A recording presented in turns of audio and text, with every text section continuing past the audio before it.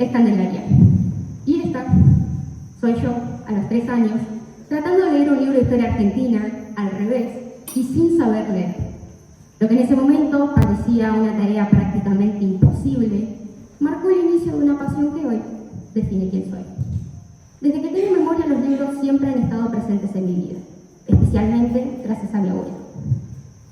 Cuando era chica, era muy común que nos fuéramos todos juntos de vacaciones a la playa, más que nada. Pero sin importar a dónde fuéramos, mi abuelo siempre se llevaba un libro con él. Y pasaba gran parte, por no decir todas las vacaciones, leyendo. Y yo, a mis 3 años, lo observaba con fascinación, porque no podía entender cómo era posible que un cuadrado así de letras impresas pudiera mantenerlo tan concentrado durante tanto tiempo, sin importar el despelote que hiciéramos con mis primos. Un día, movida por la curiosidad o capaz por los celos que me provocaba que ese libro recibiera más atención que yo, me lo robé. Aproveché un descuido de mi abuelo, tomé este libro y aunque no sabía leer, empecé a obviarlo. Pasaba las páginas tratando de entender qué era lo que veía él en esos textos. Ese, sin querer queriendo, fue mi primer acercamiento a la lectura, aunque claro, fueron páginas sin sentido para mí. A medida que fui creciendo, me propuse descubrir qué era lo que él veía en estos textos. Fui explorando diferentes géneros, y algunos me gustaron y otros no tanto. Pero a pesar de eso, a pesar de que yo sentía que aún no estaba experimentando la misma intensidad con la que yo veía que él leía, sí podía sentir cómo mi amor por los libros iba creciendo lentamente. Hasta que un día empezaron las lecturas obligatorias en la escuela. Y lo que no creí nunca que pudiera pasar, pasó. Mis aventuras con los libros lograron verse interrumpidas. Me acuerdo perfectamente de la primera vez que me entregaron un libro con la etiqueta de obligatorio. Era una nena chiquita, llena de preguntas, de curiosidad, con muchas ganas de entender y amar el mundo de los libros. Pero estas lecturas no me amaban, no me hablaban. Toda esta curiosidad que había tenido en un primer momento se convirtió en una carga.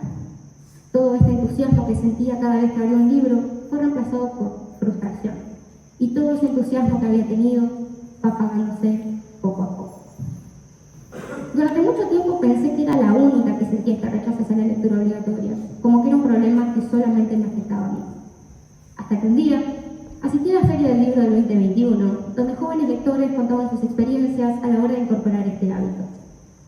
Todos coincidieron en que uno de sus mayores obstáculos a la hora de incorporar el hábito de la lectura era la lectura obligatoria en las escuelas. En ese momento miré a mi lado y pude observar cómo mucha gente que se encontraba en el público levantaba la mano y decía, yo también. A mí también me pasó. Pude darme cuenta en ese momento que no era la única, que no era un problema que me afectaba solo a mí, sino a muchos de todos los que en esos momentos se encontraban presentes. Así que me puse a investigar y encontré estudios que confirmaban todas mis sospechas y temores. La lectura obligatoria estaba apagando el interés de los jóvenes por los libros. Terrible.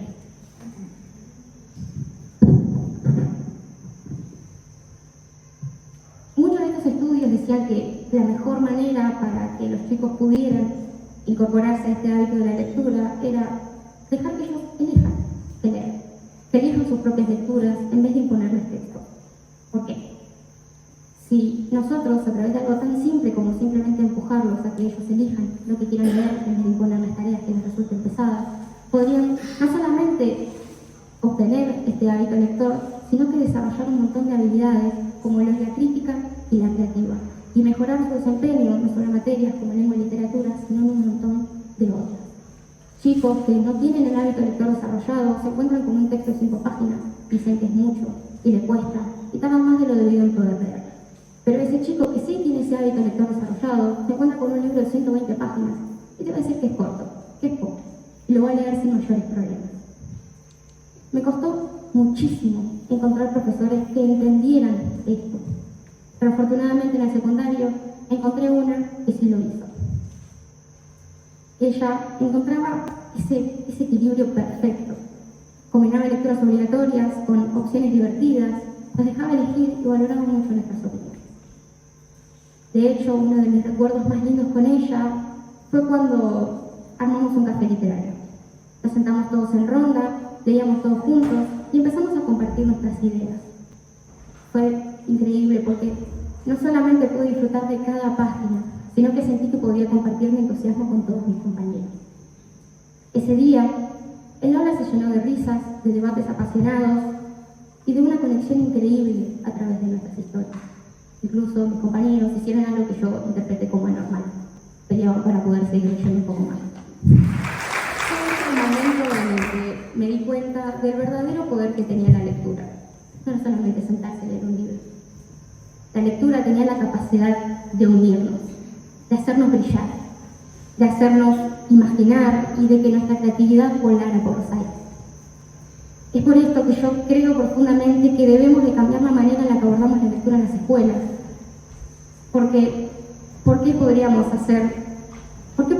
dejar a ese chico sin estas experiencias? ¿Por qué quitarle este momento en el que podría estar disfrutando un montón de cosas, incluso conociendo cosas que tal vez no sabía? Para mí, la lectura es más que poderosa, porque cada libro es una conversación con el autor, un espacio para cuestionar, analizar y descubrir infinidades de mundos nuevos.